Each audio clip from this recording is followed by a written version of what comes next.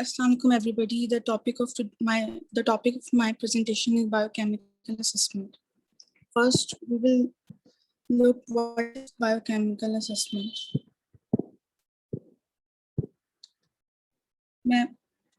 Okay. Biochemical assessment means checking levels of nutrients in a person's blood, urine, or stools through lab results. Lab results gives information about the problems that may affect our appetite or nutritional status.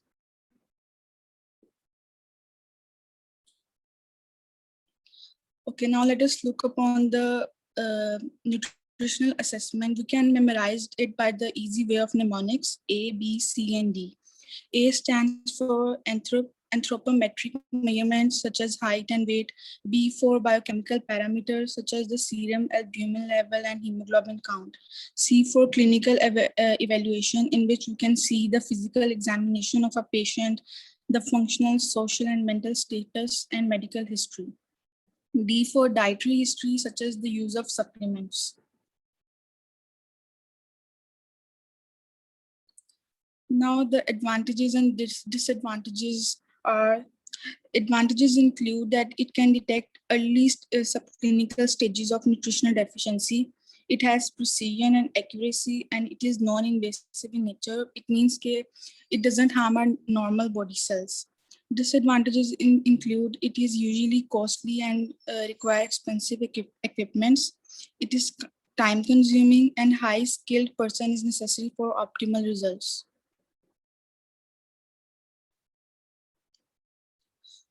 These are the biochemical parameters which help us to identify the nutritional deficiencies in our body. Albumin is mostly related to inflammatory reactions. The amount of albumin increases when the inflammation decreases. Nutrition has no influence on that. Keratin is associated with the quantity of muscle mass. When the kidney works well, a decreased keratin can lead to decrease. Ma'am थोड़ा नीचे कर दें.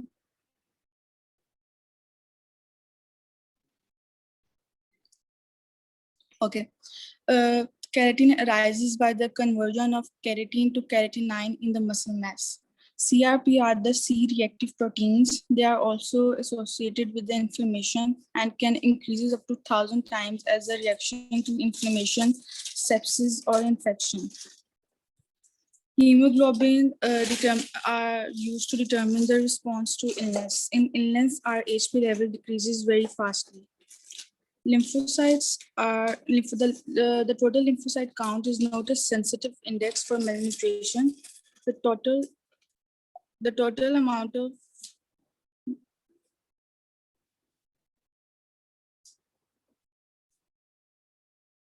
थोड़ा ऊपर कर दें, एक line soon. Thank you. Okay. The total amount of lymphocyte can increases as a result of allergic reaction. मैं थोड़ा सा नीचे कर दें.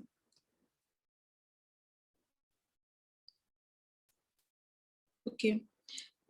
Lymphocytes are also associated with, in the case of inflammation, radiation therapy, and chemotherapy.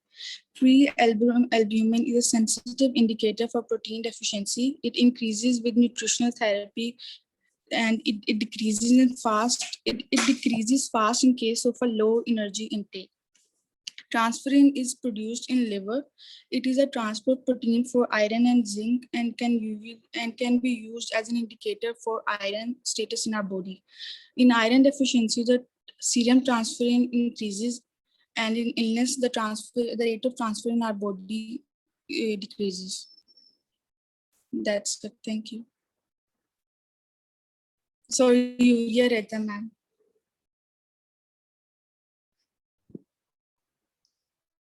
Ma'am एक slide नीचे है अभी.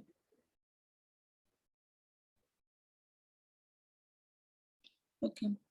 Liver produces urea by breaking down of amino acids. The urea production is more after a rich meal, and even endogenous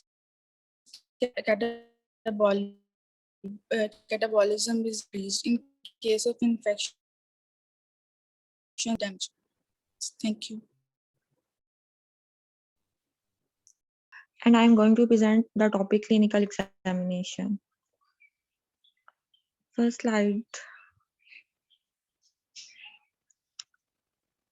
Clinical examination की slide हम पढ़ेंगे. First, clinical examination is for assessing the nutritional status and checking signs of deficiency at specific places of the body. Clinical examination में basically हमें examine करना है कि nutritional status को हमने इसमें असेस करना है और उसे देखना है कि उसकी डेफिशिएंसी से कौन से साइंस बॉडी के किस किस प्लेसेस में कौन से साइंस मतलब हमें आ रहे हैं, उसमें क्या क्या साइंस है. जब वो साइंस अपीयर होंगे तो हमें न्यूट्रिशनल स्टेटस हम उसे चेक करेंगे. Sometime asking the patient whether they have any symptom that might suggest nutrient deficiency from patient. अब इसमें यह है कि कभी-कभी हम पेशेंट से ही पूछते हैं कि उसको क्या सिम्टम्स शो हो रहे हैं ताकि हम उसकी न्यूट्रिएंट डेफिशिएंसी का हमें पता चल सके कि उसमें किस न्यूट्रिएंट की डेफिशिएंसी है. Clinical signs of nutrient deficiency includes. अब न्यूट्रिशनल डेफिशिएंसी के अगर न्यूट्रिशनल डेफिशिएंसी हो गई है तो उससे कौन से क्लिनिकल साइंस शो होंगे. वो है एडिमा, स्वेयर पेन, स्वेयर विजिबल मतलब सही तरीके से नजर नहीं आ रहा होगा, पेलर पेल स्किन हो जाएगी. एडिमा होता है कि मतलब बॉडी में वो फ्लूइड आ जाता है ना, इस वजह से वो एडिमा है. malnutrition shows malnutrition signs shows in these parts.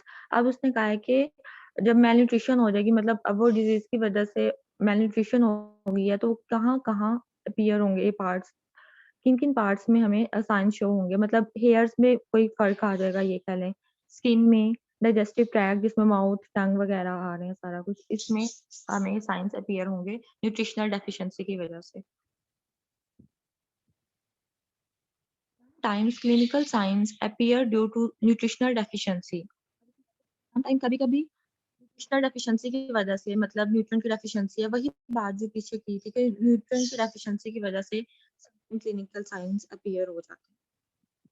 Indicators of nutritional status occur mostly in hair, skin. वही वाली बात. Hairs में, skin में, यहाँ इन सब पार्ट्स में न्यूट्रिशनल डेफिशिएंसी की शो होंगी. Clinical signs of good nutrition and malnutrition. अब इसमें हम ये बताएंगे अगर हम गुड न्यूट्रिशन ले रहे हैं तो आईज में कौन कौन से साइंस हैं हमें बताने हैं. malnutrition हो रही है तो उसकी वजह से आईज में क्या क्या चीज है, किस विटामिन की डेफिशिएंसी से क्या हो रहा है, डिजीज है. आईज में क्या है, ब्राइट नहीं ब्राइट है.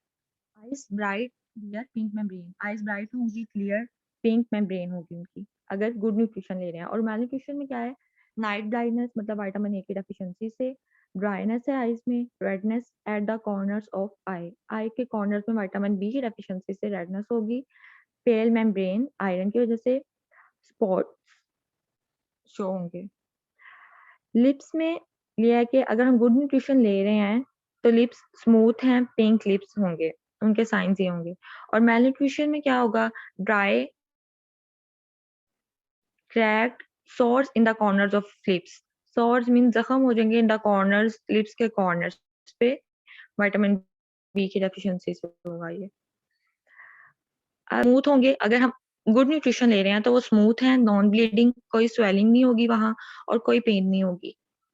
लेकिन malnutrition में क्या होगा, स्पॉन्जी गम्स मतलब स्पॉन्जी गम्स में ये है कि स्पॉन्जी यानी उनमें पोर्स आ जाते हैं. स्पॉन्जी गम्स इन्फ्लेमेशन यानी स्वेलिंग हो जाती है वहां, bleeding in gums bleeding start हो जाती है, स्वेल कर जाते हैं और पेन भी होती है. ये उसके malnutrition के साइंस.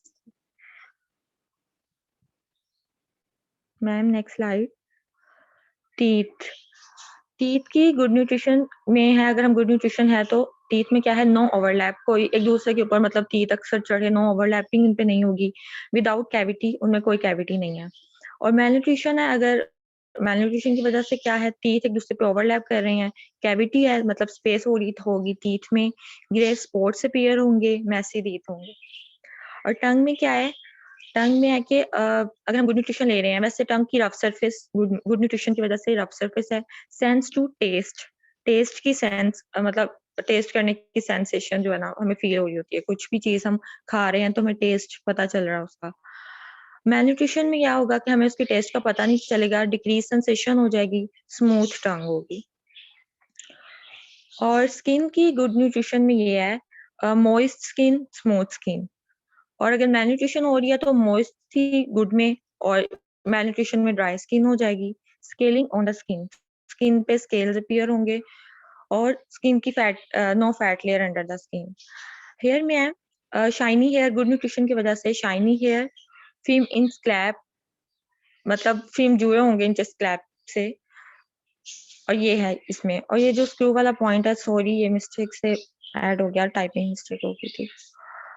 मेलन्यूट्रिशन में डल हेयर हो जाएंगे, ब्रिटल मतलब टूट जाते हैं हेयर, जैसे ड्राई हेयर है, फॉल आउट, गिर रहे हैं, लूज हैं। और कॉक्सक्रू हेयर होते हैं, मतलब स्पिरल शेप हेयर होते हैं।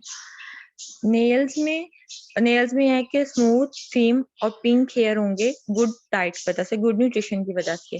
और मेलन्यूट्रिशन में रिजिड स्पून शेप हो जाएंगे और पेल कलर। पहले अगर गुड न्यूट्रिशन उसमें पिंक कलर है उनका, और मेलन्यूट्रिशन में उनका पेल कलर हो जाएगा।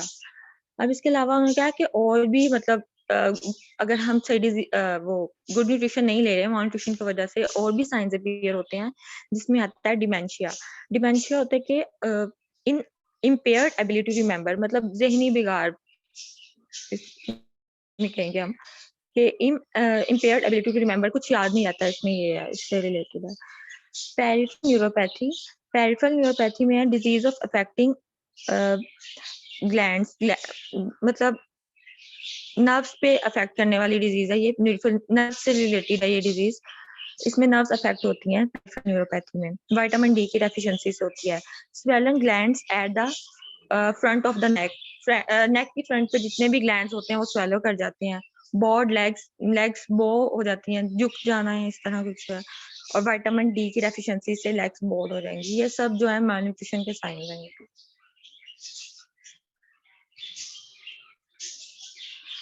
Other possible causes of nutrient deficiency, अब जो दूसरी वजह जिसकी वजह से न्यूट्रिएंट डेफिशिएंसी की वजह से क्या है, हेयर एक्सेसिव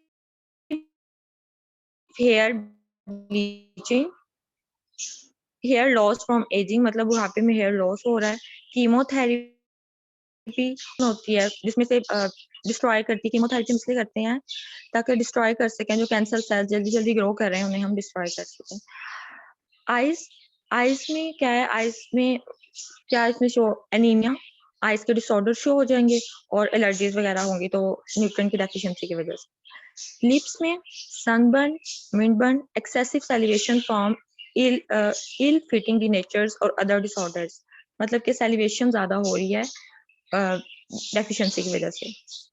माउथ में है मेडिकेशन, पेरिडोंटल डिजीजेस, मेडिकेशन और पेरिडोंटल डिजीजेस हैं, गम की डिजीजेस होती हैं पेरिडोंटल डिजीजेस। स्किन में पुअर स्किन हो जाएगी, डायबिटीज मेलिटस मतलब शुगर, एजिंग और मेडिकेशन। इसके अलावा अगर हम और बात करें इसके अलावा, तो डिसऑर्डर्स ऑफ एजिंग, मतलब डिमेंशिया, मतलब जब हम बूढ़े हो गए हैं तो डिसऑर्डर्स ऑफ एजिंग, उसमें डिजीज होगी है डिमेंशिया। डिमेंशिया मतलब पहले हमने पढ़ा ना, इम्पेयर्ड एबिलिटी टू रिमेंबर, मतलब याद नहीं रहता कुछ सही से। डायबिटीज मेलिटस और पेरिफेरल न्यूरोपैथी, पेरिफेरल न्यूरोपैथी वही नर्व्स अफेक्ट कर जाती हैं इस डिजीज में। Common clinical signs of micronutrient deficiency, मतलब common clinical signs of micronutrient deficiency, जो माइक्रोन्यूट्रिएंट्स हैं इनकी डेफिशिएंसी से कौन से साइंस अपीयर हो रहे हैं। कैल्शियम की डेफिशिएंसी से रिकेट, फ्रैक्चर, मसल स्पैम। रिकेट डिजीज है, फ्रैक्चर हो जाता है, और मसल स्पैम मतलब मसल स्पैम, मसल्स का खिंचाव। मैग्नीशियम की डेफिशिएंसी से एनीमिया हो सकता है। सीजर मतलब दौरा पड़ते हैं, जैसे दौरे पड़ते हैं तो मैग्नीशियम की डेफिशिएंसी से। डिजीनेस, चक्कर आना, वीकनेस। और जिंक की डेफिशिएंसी से लॉस ऑफ टेस्ट, हम कुछ भी खा रहे हैं तो हमें उसका टेस्ट नहीं हो रहा, जिंक की डेफिशिएंसी से। Folic acid increase risk of neural tube defect, neural tube defect का रिस्क इंक्रीज हो जाता है इसमें फॉलिक एसिड की डेफिशिएंसी में, मतलब यह है कि न्यूरल ट्यूब डिफेक्ट इंक्रीज हो गया। Elevated homocysteine level, anaemia, homocysteine का लेवल ज्यादा हो जाएगा और एनीमिया हो जाएगी इससे।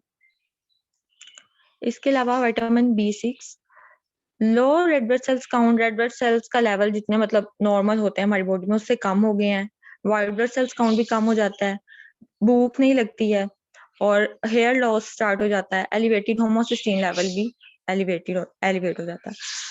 आयोडीन की डेफिशिएंसी से जो डिजीज हो रही है वो है goitre, tetani, calcium and sodium की डेफिशिएंसी होती है।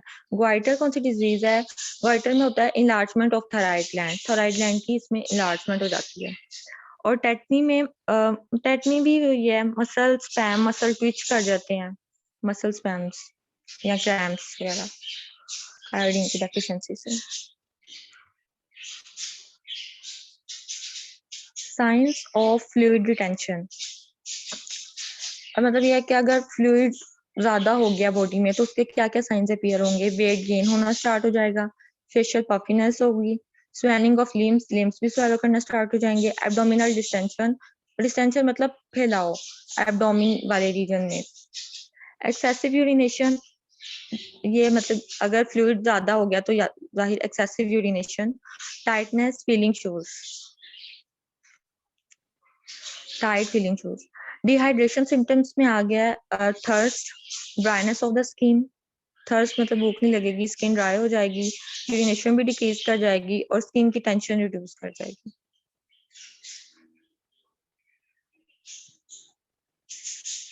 And then thank you.